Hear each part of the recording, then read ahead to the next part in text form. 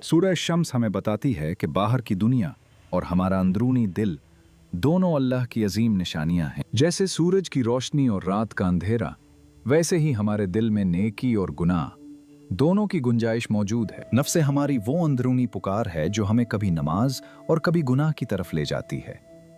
अल्लाह ने हमें शऊर दिया है कि हम सही और गलत में तमीज़ करें। इसीलिए अल्लाह ने फरमाया कि उसने इंसान को नेकी और बुराई की पहचान इल्हाम कर दी है। नफ्स को पाक करने के लिए 5 चीज़ें ज़रूरी हैं: नमाज, तिलावत कुरान, सच्ची तौबा, अच्छे दोस्तों की सोहबत और गुनाहों से बचना। याद रखें, असल कामयाबी पैसा या शोहरत नहीं, बल्कि एक पाक दिल और अल्लाह की रज़ा हासिल करना है। आज हम शोहरत और व्यूज़ के पीछे भागते हैं, लेकिन अगर दिल ही बीमार हो जाए तो मादी कामयाबी किसी काम की नहीं। हर रात खुद से पूछें, क्या मेरा दिल अल्लाह के करीब हुआ?